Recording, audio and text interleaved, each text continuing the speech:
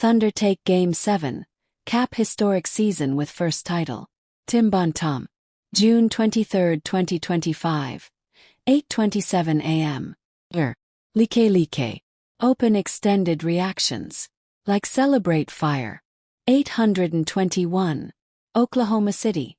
The Oklahoma City Thunder took home the 2025 NBA championship, the first in the franchise's 17 years here, with a 103-91 victory over the Indiana Pacers on Sunday in Game 7 of the NBA Finals, capping a historically dominant year and remarkable turnaround. The Thunder went from winning 22 and 24 games, respectively, in 2020-21 and 2021-22 to claiming the top spot in the Western Conference playoffs each of the past two seasons. They followed up a 56-win campaign last season with 68 wins in 2024-25, one of the 7 best single-season marks in NBA history. They set the record for the largest point differential of all time in the regular season, smashing a mark that had stood for more than half a century. Oklahoma City ultimately won 84 games between the regular season and the playoffs, tying the 1996-97 Chicago Bulls for third most in any season. Only Golden State 88 in 2016-17, and the Bulls 87 in 2015-16, won more.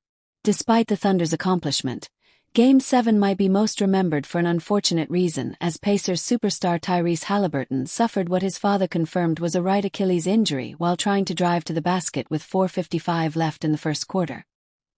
He would be ruled out for the rest of the game a short time later because of the injury, bringing what had been, to that point, a breathtaking postseason to a heartbreaking conclusion. Editor's Picks. 2025 NBA Finals.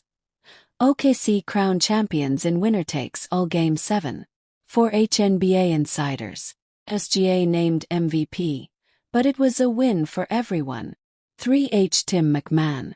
Pacers lose Haliburton to Achilles injury in Game 7. 2H Jamal Collier. The Pacers hung tough immediately following Haliburton's injury and took a 48-47 lead into halftime. However, that's when Oklahoma City, behind a brilliant stretch of play from the league's most valuable player, Shai Gilgeous-Alexander, had one of its dominating third quarters, outscoring Indiana 34-20 to take a 13-point lead into the fourth quarter. It wouldn't have been a Pacers playoff game, though, without Indiana making its opponents sweat with a potential comeback. The Pacers eventually got what was a 22-point deficit down to 10 on Andrew Nembhard's three-pointer with just under 2 minutes remaining. But unlike Indiana's magical comebacks earlier in these playoffs, Oklahoma City hung on and survived. "It doesn't feel real," Gilgeous-Alexander said after the game. "So many hours, so many moments, so many emotions, so many nights of disbelief, so many nights of belief. It's crazy to know that we're all here, but this group worked for it. This group put in the hours, and we deserve this." The championship is the culmination of the vision of the team's general manager, Sam Presti, who has been in charge since the franchise's final season in Seattle in 2007-2008. Since arriving in Oklahoma City in 2008, the Thunder have the second most regular season victories, behind only the Boston Celtics, and the fifth most postseason victories. But until this season, the ultimate prize, a championship, had eluded the Thunder.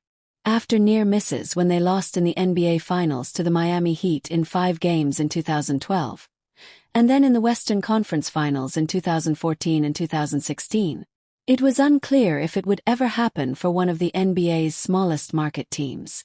Ironically, it did on the same day Kevin Durant, the foundational member of that first contending Thunder squad, was traded to the Houston Rockets, potentially making them Oklahoma City's biggest threat to getting out of the Western Conference playoffs again next season. But although Durant left in 2016, it wouldn't be until 2019 that the first era of Thunder basketball officially came to a close when Presti traded Russell Westbrook and Paul George in a dizzying series of moves that laid the foundation for this current roster, most notably by getting Gilgeous-Alexander in the deal that sent George to the LA Clippers that summer.